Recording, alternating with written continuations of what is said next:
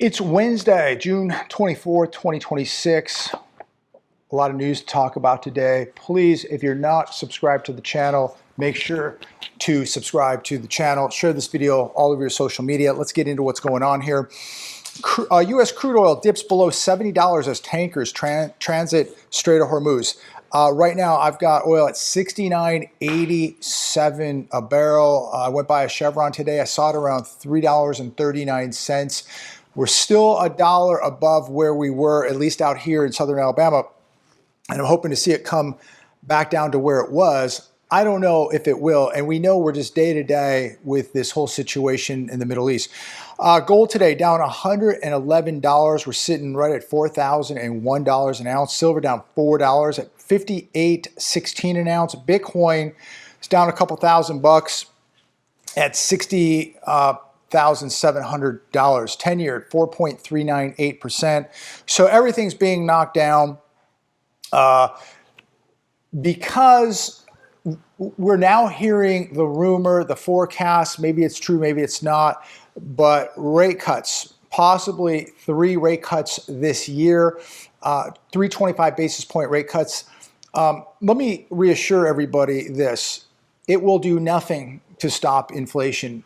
75 basis points is going to do absolutely nothing to stop inflation. And of course, there are going to be people out there freaking out that precious metals being slammed right now along with everything else, except maybe the stock market. But what has changed? We're nearly $40 trillion in debt. We know that even if they do cut rates, it will be short-lived, because at the end of the day, we all know what they're going to do.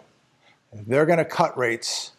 They're going to print a lot of money. So they may raise rates in the short term. Maybe we see 3 25 basis point rate hikes this year. And this is what's really pushing precious metals down. They're trying to keep that they're trying to get that 10-year under 4.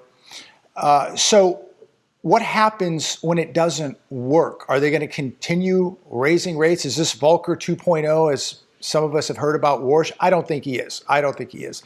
And we all know that the Fed always gives in, does the only thing they know how to do, and that's cut rates. This is not Volcker 2.0, in my opinion. I hope it is. But, you know, over time, I've said, you know, I'm a buyer of precious metals.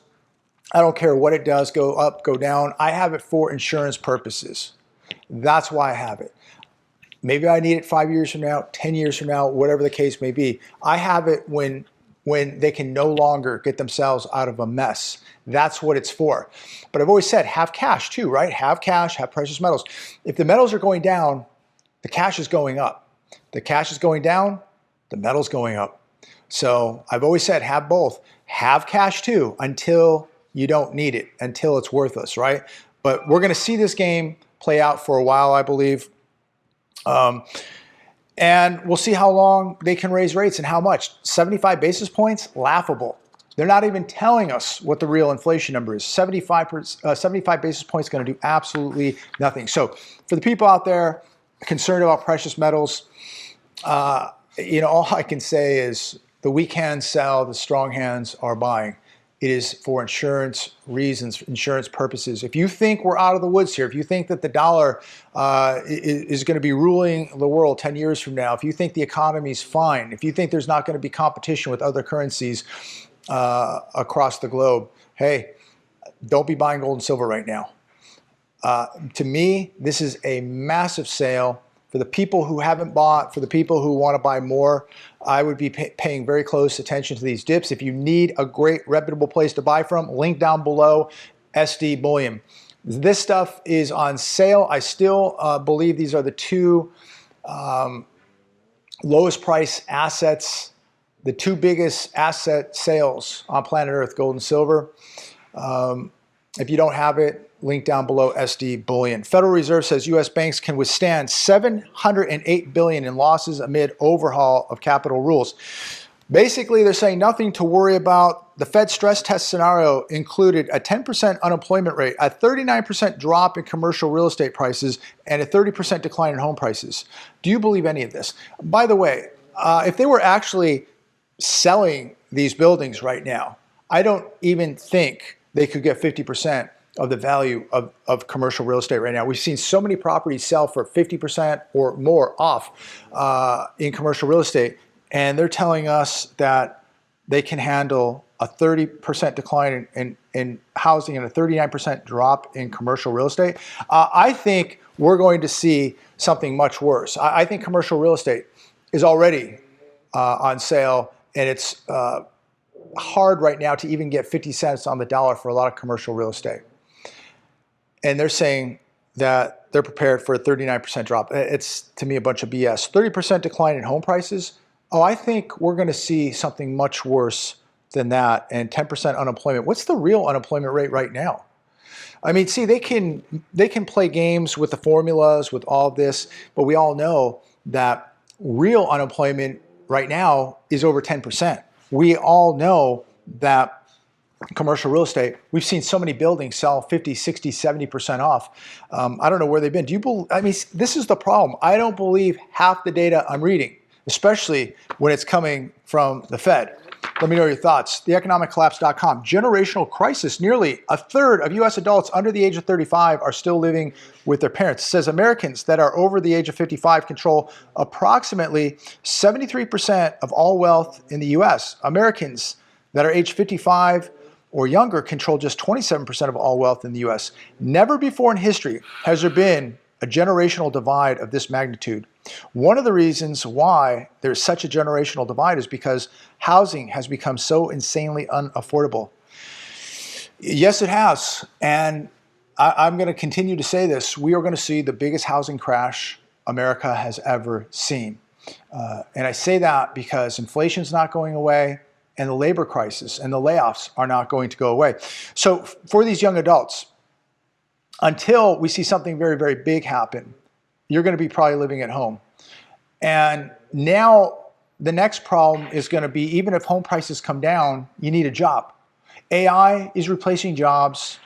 We're bringing in so much foreign labor into this country too. So you're competing against foreign labor, you're competing against AI, and you're competing against a collapsing economy where companies are going to continue to shut down. They're going to continue to lay off. They're going to continue to get very, very lean. So it is going to be very, very difficult to get a job to where you can actually afford to buy a home. Even if homes go 50% off, people are still going to struggle to buy a home because you're not going to have enough people in this country employed with jobs where they can actually afford a home. So we'll see how it plays out. Let me know your thoughts on that. But when you look at how many millions of people are going to lose their jobs in the next 5 to 10 years with AI, with foreign competition, with an ailing economy, you're going to see a lot of people moving back home, and they're going to be older than 35 years old. So these people may be living at home forever or until their parents pass away. That's the reality of it. Here's one from The Hedge today. New home sales unexpectedly plunge in May as prices surged. National Association of Realtors reports that new home sales in May plunged 7.3% month over month versus the 3.2% month over month rise expected. That print was below the lowest analysts' forecast.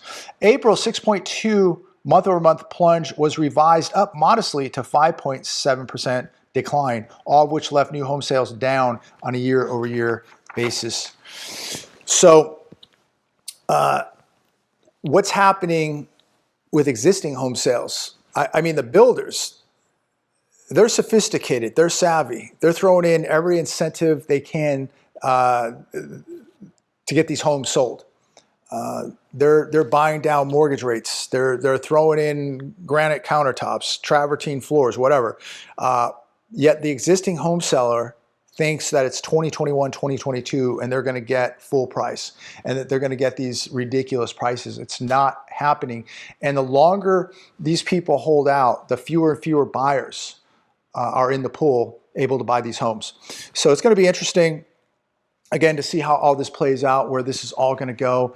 But you know, just connecting the dots here, where we see a slowing economy, we see stagflation, we see layoffs, we see companies shrinking the labor pool, we see AI coming in, We see cheap labor from other countries coming in. We see companies moving out of the country. So how is it going to even be possible that we're going to have a healthy housing market anytime soon? Not going to happen. Traders are getting worried that the chip stock bull market is cracking. I believe that tech is in a major bubble. It is going to burst at some point. And when it does, it's going to make the correction that we're seeing in precious metals right now look like a Sunday school picnic. People are freaking out about precious metals. By the way, I just got a text about 30 minutes ago from my friend in the desert who runs a pawn shop. And he sent me a picture. A woman came in, some gold jewelry, and said that she needed the money to feed her kids. So now it's not even about paying rent. It's not about making a mortgage payment. It's about feeding your kids. People are selling their gold and silver now to feed their kids. That's where we're at. That's where we're at. People and selling at to me the worst possible time right now with this pullback. But you got to do what you got to do. You got kids to feed. Thank God you have the gold to sell. But people now selling the precious metals, not for rent, not for a car payment, not for a mortgage payment, but to feed their kids. Country's in big trouble. People are in big trouble. What happens when people don't have anything left to sell? The pawn shops don't want your guitar. They don't want your lawnmower. They've got plenty of that stuff. They don't need instruments. They don't need landscaping equipment. But they'll take your gold and silver. And they'll take it for melt value. And that's probably about all they're taking right now. But what happens when you don't have anything left to sell and there's no more gold or silver to sell? How do you feed your kids? Income needed to afford a medium-priced home has nearly doubled since 2020 report finds. Existing home prices, talked about this yesterday or the day before, have risen 54% since 2020 and now stand at 5 times the median income. How is this sustainable? How do we even have a real estate market at this point? If you're in the business, let us know honestly how it's going, because over 70% of agents this year have done 0 deals. But the way I see it, and I watch some of these videos, people say there's going to be no housing crash. It's not going to happen. The market's healthy. The economy's doing well. Unemployment's low, if you believe the data. But I truly believe we're seeing now evidence of stagflation. And even people who bought a home at a 3% mortgage rate or below, many of these people are going to get into trouble because they've got bills. They're trying to keep up with inflation. What if they lose a job? What happens? People aren't taking into account the job losses and how that is going to affect the real estate market. All we hear is about, oh, there's a shortage in inventory. That's a big lie. All we hear about is everybody's got this, 3% mortgage or 2.65% mortgage. They're never going to move. They're going to move because many of them will be forced to, because they're going to lose their jobs, or they just can't afford the inflation day to day. Also, short-term rentals, people doing, VRBO, Airbnb, multiple homes, they can't afford this. They're not renting these homes out. So we're going to see more inventory. We're at some point going to see a crash in housing, and something here is going to give. The job losses, the inflation, the combination, it's going to force people out. So pay attention to that. We'll see how it goes. China is luring the world to the yuan and hobbling Western sanctions. Iran and Russia have used the currency to carry out oil sales and other trade evading controls on dollar transactions. We haven't heard about the BRICS in a while. It's not going away. These nations, especially with the sanctions on Russia, the sanctions on Iran, the war on Iran, how we took Iranian gold from London vaults, how we're controlling hundreds of billions of dollars of Iran's money, 1,000 sanctions on Iran right now by the U.S. We are going to continue to force the world into alternatives, whether that's the yuan, whether that's some other currency, whether that's gold, whether that's, I don't know, something. But I think we're going to see many, many currencies compete against the dollar. And I think a lot of these currencies are going to be partially backed by gold. But I think we're going to see the world continue to evade the dollar, buy less dollars. And we're going to see, I think, many countries sell off U.S. treasuries and go to alternatives. My opinion. Let me know your thoughts on this. But I do think that the dollar is going to be in trouble at some point. And even though it's up right now because of what's going on with the Fed and the forecast of rate hikes, how long is it going to last? What about all the debt here? 180 plus trillion dollars in unfunded liabilities. Come on, nothing's changed. The markets, the metal markets will figure that out. Investors will figure that out. Nothing's changed, and you need to be protecting yourself. Paper currencies are in big, big trouble because why? They're printing them to the moon. France suffers major power outage as Europe sizzles in record-breaking heat. I'm going to close with this one. 68,000 homes in France, no electricity right now because of the heat wave. I bring this up because, not because of what's happening in France, but what could happen here. All these data centers that are being built in America, the drain on the grid, our energy systems. What is going to happen here when all these data centers are functioning and we have massive heat waves? It's pretty warm here today. It's about 90. Pretty soon in Palm Springs, Palm Desert area, it'll be 110, 120. And they want to put data centers everywhere. But what's going to happen to the grid? What happens when it goes down? Because these data centers are literally stealing all of this energy from the American people. And the American people will be sitting there with no air conditioning, no water, no utilities for a day, for a week, for 2 weeks, who knows? But how do you feel about these data centers? Would you want one in your area? I certainly don't. I do not want to see a data center anywhere near me because I know what they're going to do. They're going to rob us of our power, of our energy, especially when we need it most. I would say this, a lot of places, they're getting these data centers whether they want them or not. Be prepared for a grid down. We are going to see so many things happen in this country, I think, in the next 5 years. It's going to be biblical. It really, really is. So many people don't want these things. They're getting them anyways. And what's going to happen when you don't have water, when you don't have electricity? Because these data centers are taking whatever they want, and you can't do a damn thing about it. Be prepared. If you have one in your area right now, I would be preparing for a grid down scenario. Make sure you have food, water, and whatever that you need to be living off the grid for, whether it's a day, a week, or a month. Who knows where this is all going? So anyways, I'm going to leave it there today. Please leave a comment down below. Check out my other channel. I dropped another video today, JBabe Alabama. Check it out. God bless every one of you. Stay safe out there. Be walking close to God. Talk to you tomorrow.